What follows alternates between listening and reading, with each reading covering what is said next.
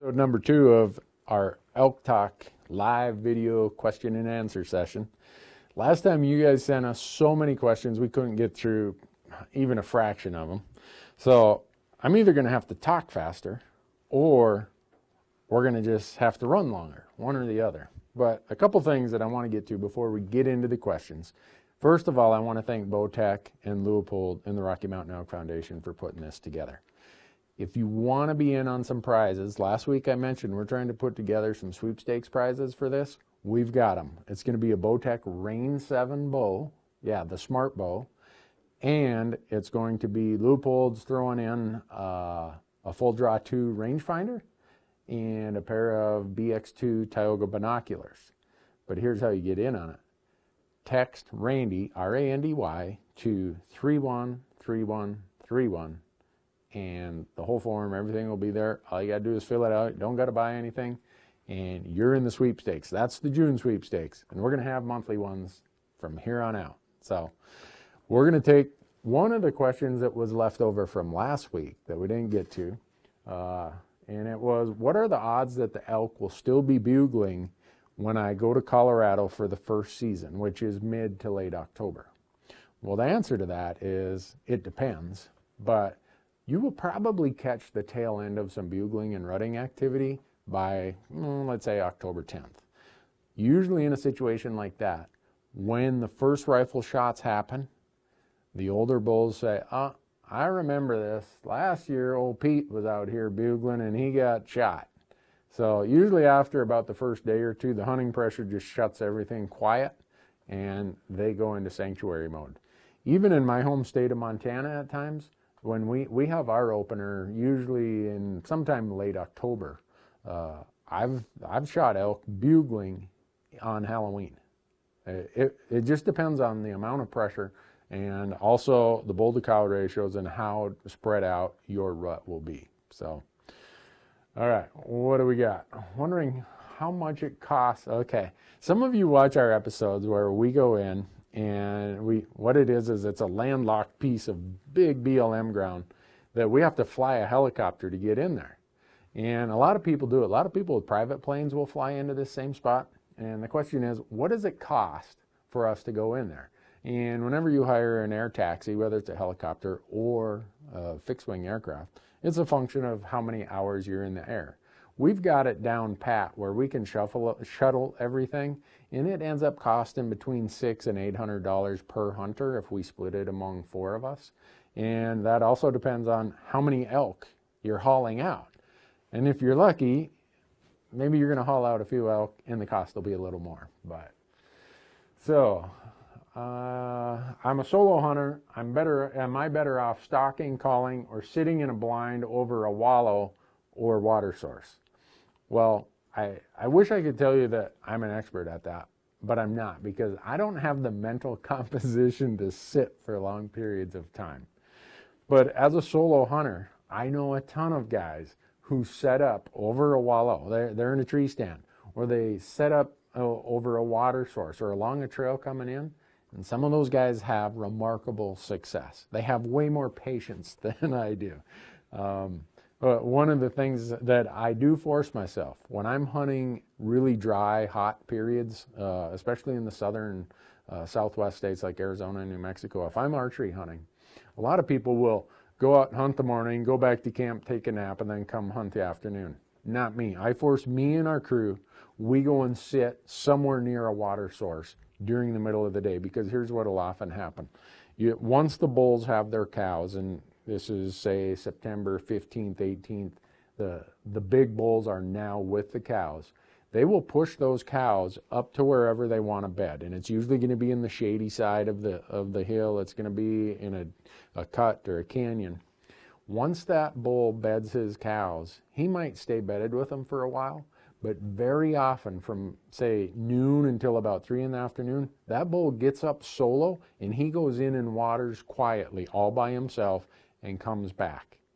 A big bull elk doing all that rutting in the middle of September when it's hot has to drink more than just in the morning when they're down there and when they come back in the evening.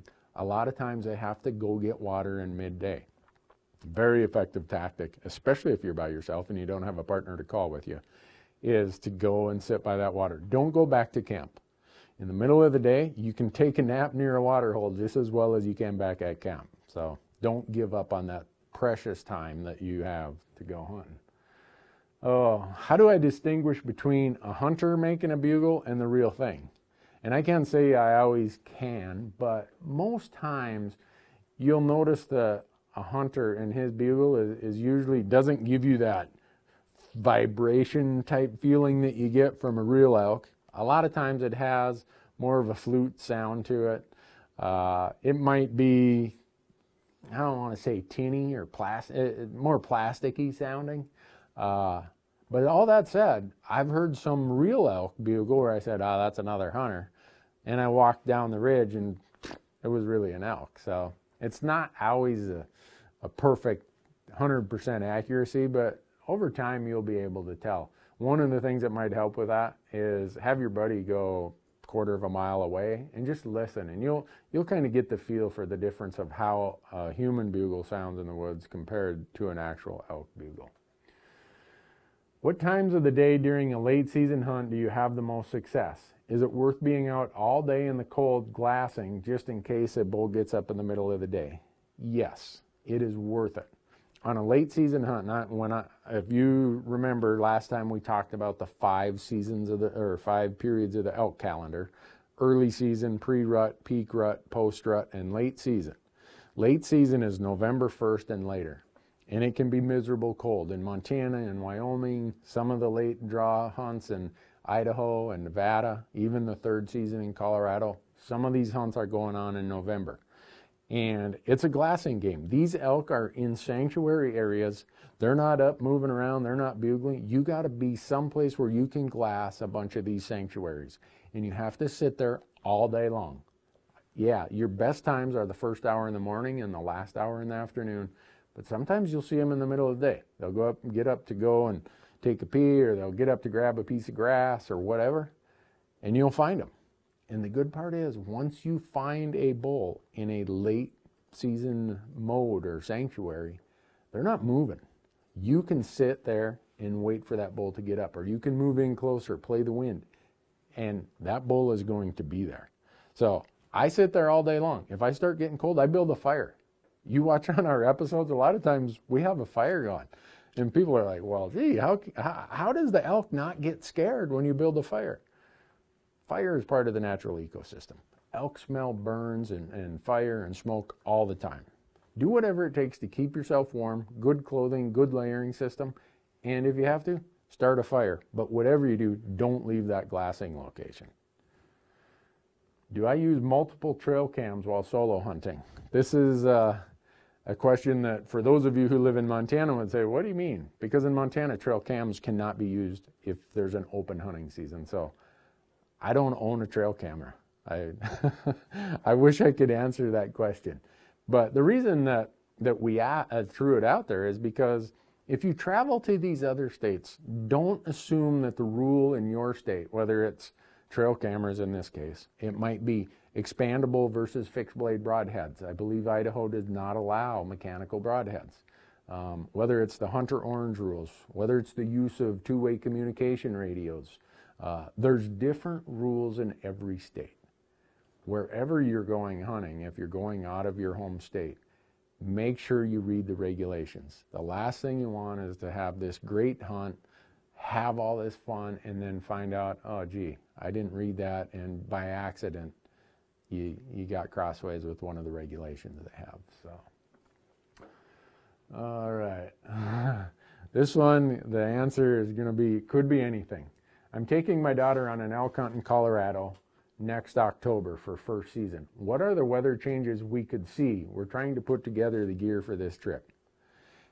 Colorado is classic of the Rockies. You might be hunting them down in the foothills, down in the pinyon juniper, all the way up to, well, it peaks out at 14,000, but usually you're hunting, I've hunted elk in Colorado in areas at 10,000 for sure, sometimes higher.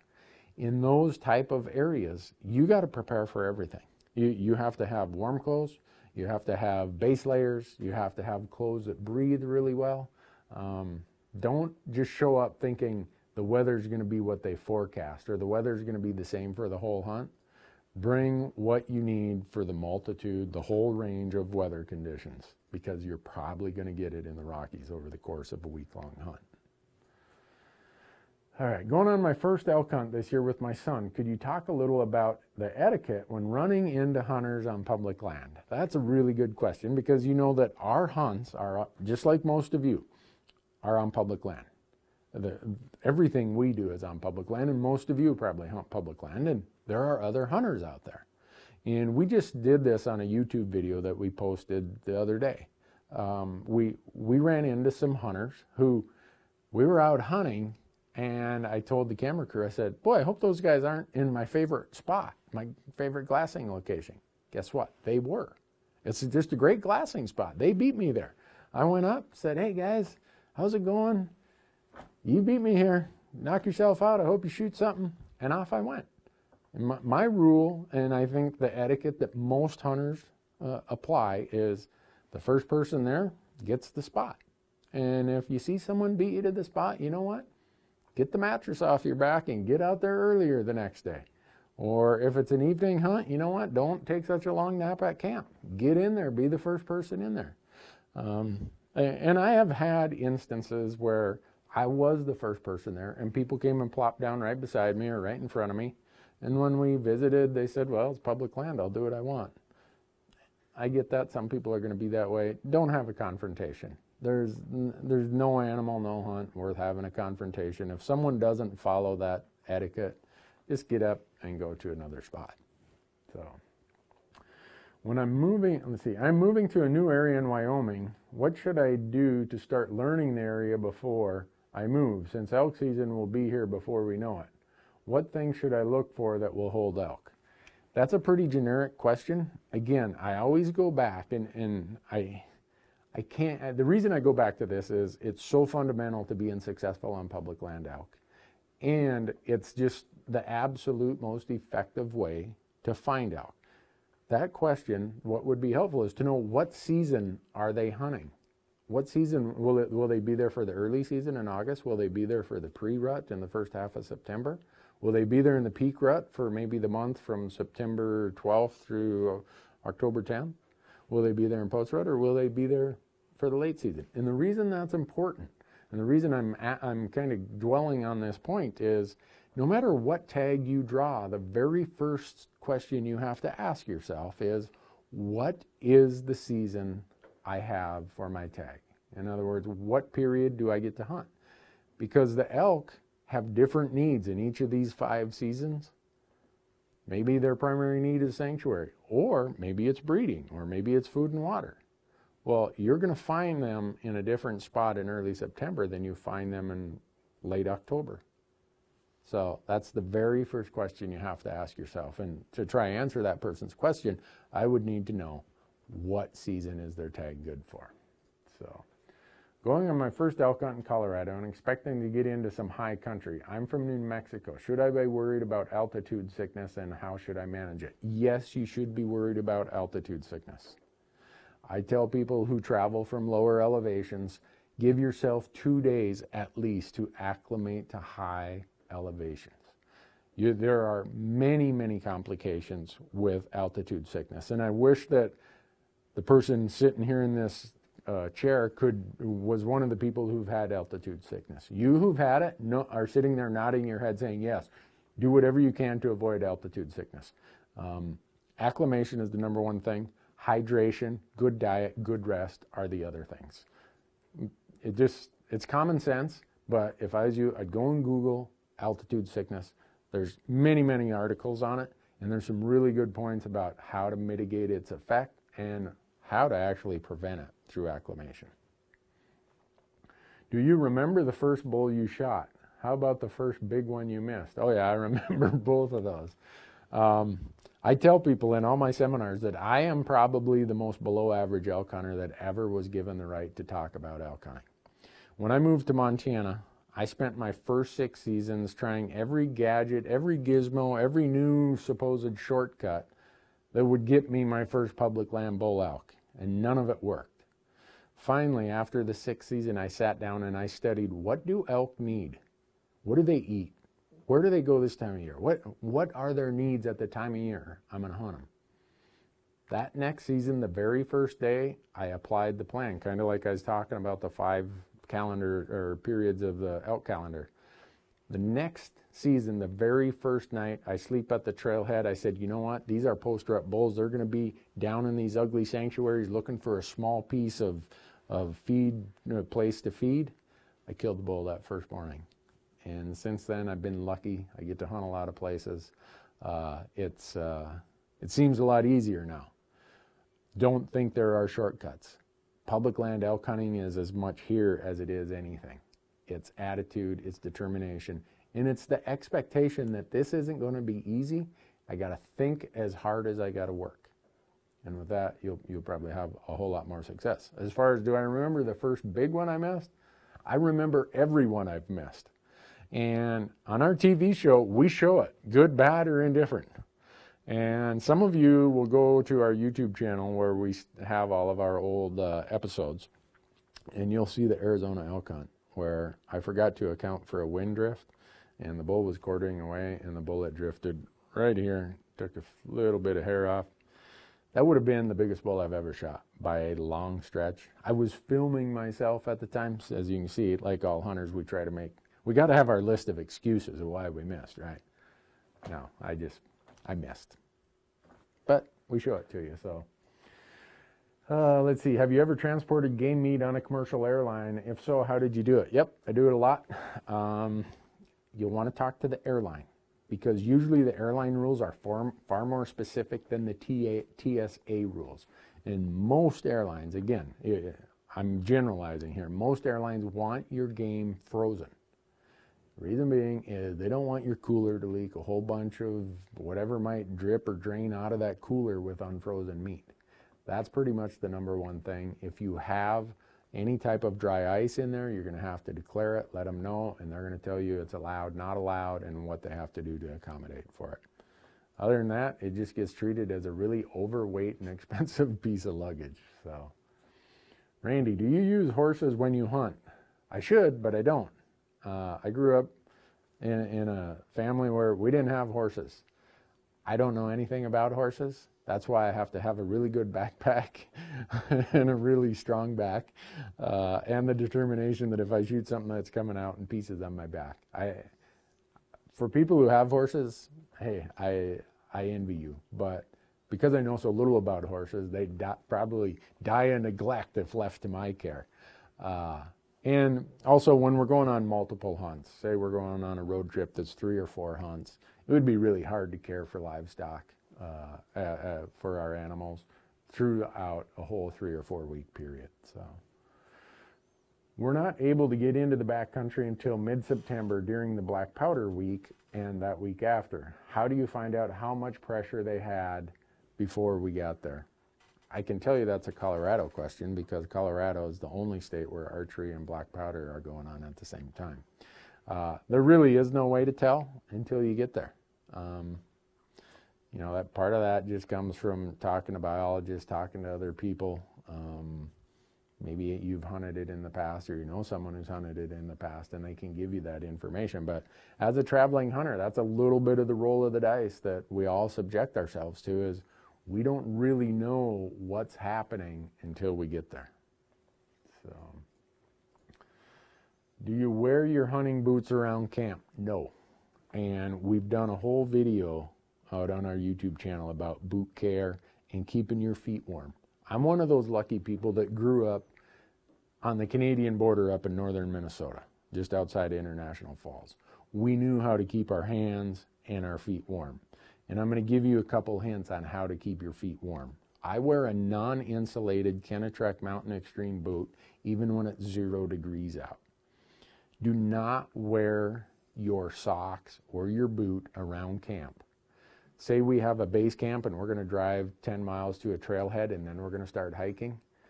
I wear my whatever camp shoes or whatever I wear as my casual shoes, I wear them all the way to the trailhead. Because the minute you put your boot or your sock on, your feet, just naturally our body perspires, and your feet perspire more than other parts of your body.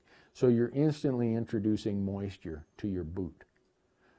I don't do that. When I get to the trailhead, I take those camp shoes off. I have a fresh pair of socks. I put those fresh socks on, put those boots on, and then I hit the trail. I will sometimes even bring a fresh pair of socks in my pack in these later, colder hunts. Because if I get up there and I've just been exerting myself, you're going to have some perspiration. And if you take a really good pair of wool socks with you, you take the pair off that you've been wearing, hang them in a tree for probably 10 minutes so they'll dry, put the other warm pair on, dry pair, and you're going to be good to go. Take care of your feet. Do not wear your hunting boots around camp. Don't wear them in and out of the truck. Put those on once you get to the trailhead and start hunting for the day. When you get back to camp that night, the very first thing you should do is dry those boots out. Moisture is what is going to cause your feet to be cold, because the skin surface loses heat 5 times faster when moisture is evaporating. The same applies to your feet. So, let's see. Can an Easterner come solo and hunt elk? Sure can. If so, how should we adapt tactics to compensate? Not get away as far, find some local llama guys. First of all, yes, any Easterner can come solo and hunt elk. Guys do it every year. And some of them take their whitetail tactics and they apply it to elk hunting. As much as my elk hunting tactics are nothing near what a whitetail guy would do. I'm doing a lot of calling, running and gunning. I'm doing spot and stock. A lot of you guys are really patient. You whitetail hunters have it figured out. How to be patient, how to occupy your mind. A lot of us Western guys got to see what's over the next ridge, what's over the next ridge. If you come out here, maybe you bring a tree stand, maybe whatever you think is going to work for you.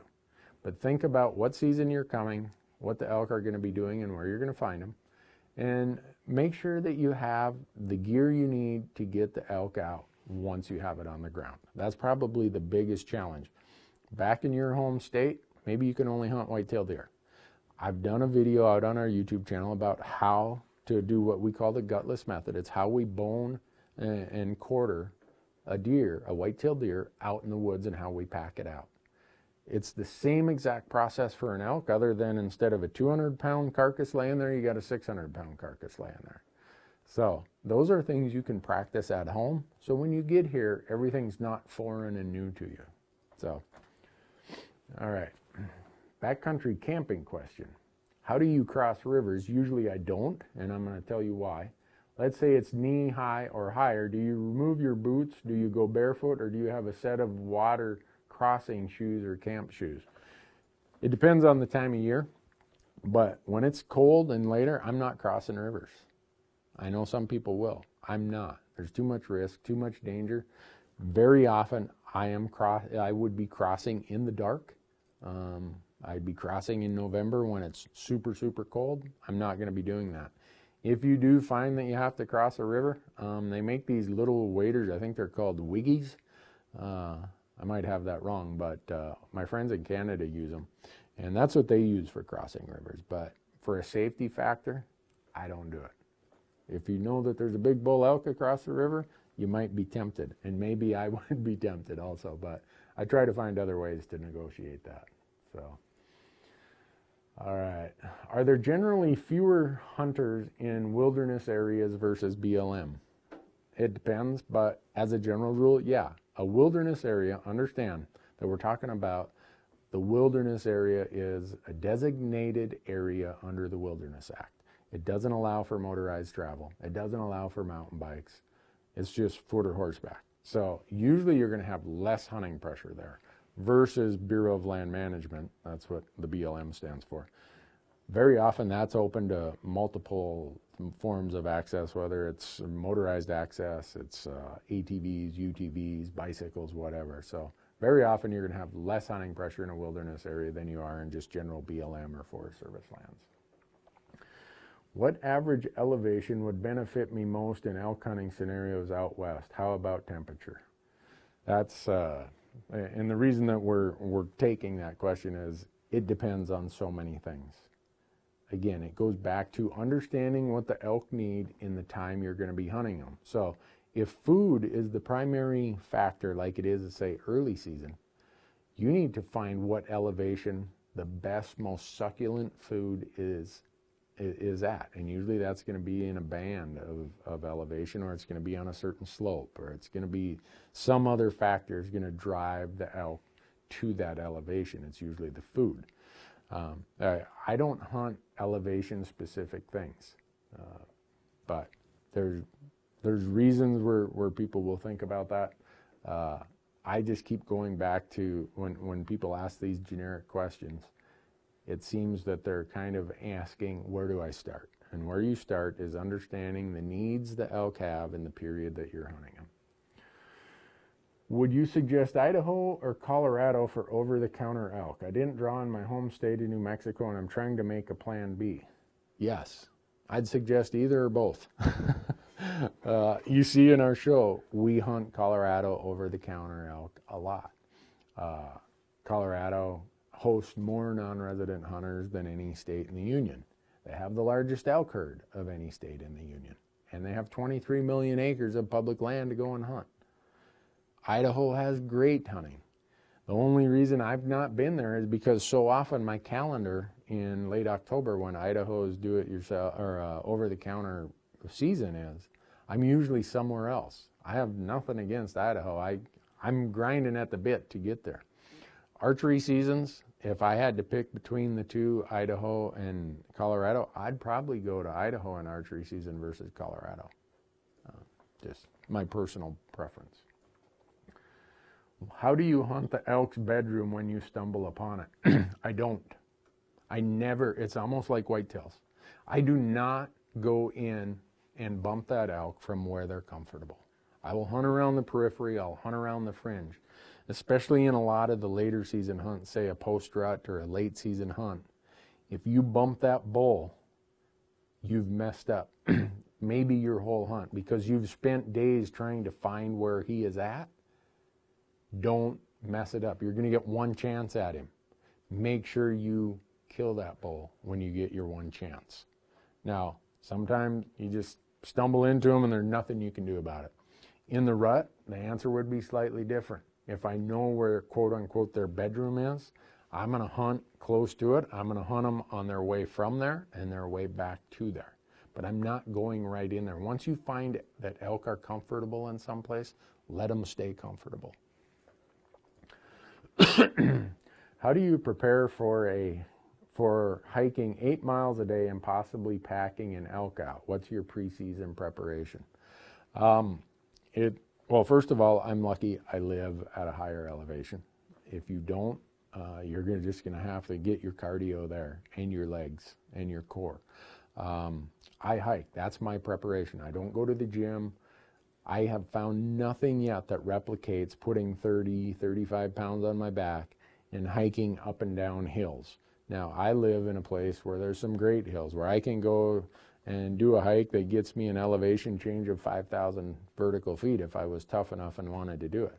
You might live in a place where, look, 200 feet of vertical change is a lot, okay? Do that 200 feet multiple times. Do it on a side hill. Do whatever. Climb up and down, over, through.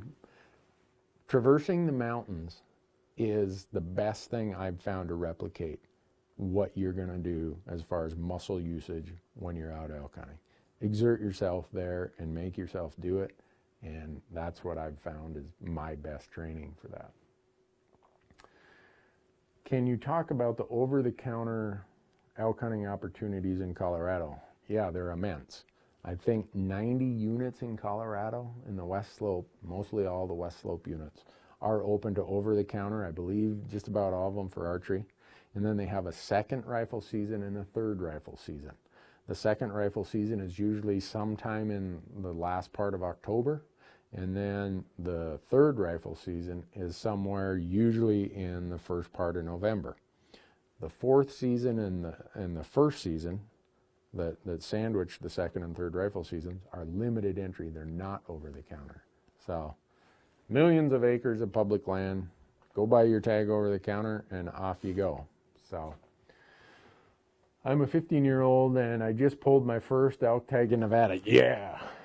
I have the early season, which is late October and late November. Do you have any tips that can help me out? I don't. Specifically, other than you're going to be hunting, again, a post-rut period. So look for elk in areas that people may not want to go. In other words, if you walk up to a spot and you say, boy, I wouldn't like to pack an elk out of there. Boy, I wouldn't want to have to climb up there. The odds are you've found an elk sanctuary. Now, of all the sanctuaries you find on your map, they're not all created equal. In your part of the world, and I get to hunt Nevada a lot, fortunately. I've had a Nevada elk tag there. I've helped on some Nevada hunts. The sanctuaries you're looking for are the ones that have water and then secondarily feed nearby. I know that's generic, but if I knew it was a place I hunted, I'd be glad to help you out. But go there before your season starts if you can. Try to get there a day or two early. Scout as much as you can. Learn where maybe you can find a bull elk that's hanging out before season even opens, and you can kind of know, all right, opening morning, I got some elk to deal with here. But the odds are, besides sanctuary, you're going to find them near water. So I'm thinking we got time for one more question, but before we get to that, I forgot to say when we started this, you can certainly share this whole broadcast with friends, and I wish you would. I hope you will. We're going to put this up on our YouTube channel, but we're going to be doing this every Wednesday. And if you'd share this with people, it would help us a lot. It would get the word out more. And hopefully we've got some information here that would help some of your hunting friends. So, do you do any bugling at night to locate bulls for your morning hunts? Yes, lots. In fact, if I have a rut hunt, I am up and at them anywhere an hour to 2 hours before the sun comes up. And a lot of times I might, if it's a Forest Service road that's open, I might drive it, park the truck, walk out to a ridge and bugle. If I hear something, I mark it on my GPS. Come back, I drive further, go out, do the same thing. By the time before the sun comes up, I've marked quite a few locations on my GPS that say, I know there are bulls there. I heard them. Very seldom do you hear other hunters in the dark. If you hear them in the dark, the odds are it's a bull. So then I look at, all right, here's where I heard a whole pocket of them. I'm going in there. That's the first place I'm going. I'm going to be in there before the sun comes up. I'm going to be playing the wind, getting myself in position. So hopefully when they make their move, whether it's to go to bed or whatever, I'm going to be in their way. Maybe I'll have an encounter. So anyhow, let me see. I just can't shut it off. Now I need one more question. I'm in the spirit here. What's your go-to move on an elk who is bugling as he moves away? My go-to move, I'm probably not the best guy to say what the go-to move is. Usually I've made a mistake and that's why he's moving away. If a bull elk is moving away and it's bugling, I'm assuming it's the rut, good luck catching him. I will go to where I think he's going to go. I get on my feet and I am moving as fast as I can to get where he wants to go. It's really hard to turn and he's pushing his cows away. Best thing, if you can, find some way to get out in front of him and let him go to where he wants to go and be there waiting for him. So, all right, I think we've covered it all, folks. I want to thank Bowtech. I want to thank Leupold. I want to thank the Rocky Mountain Elk Foundation for making this Elk Talk live Q&A session available. And remember, text will get you in the sweepstakes. The sweepstakes is the Bowtech Rain 7 bow, the smart bow. It's Leupold's Full Draw 2 digital rangefinder and a BX2 Tioga binocular from Leupold. And the way that you get into that is you text Randy, R-A-N-D-Y, to 313131. And I think I've covered everything, but really I want to thank you. I want to thank you who watch this, who ask all these questions, who follow us on our YouTube platform, our Hunt Talk forum, our podcasts, all the places that we're trying to help people become public land hunters. It's an exciting thing to be doing this. It's an exciting time of the year. When we did this last week, Nevada, Colorado's doing it. Wyoming's going to be doing their hunts for draw results. It's a fun time. You know what tag you're going to. If you didn't draw on the limited entry tags, please still go series about how you can still go elk hunting. That's the whole key. Go every year. Just because you didn't draw your glory tag, don't stay home. Go, go, go. And thanks for watching.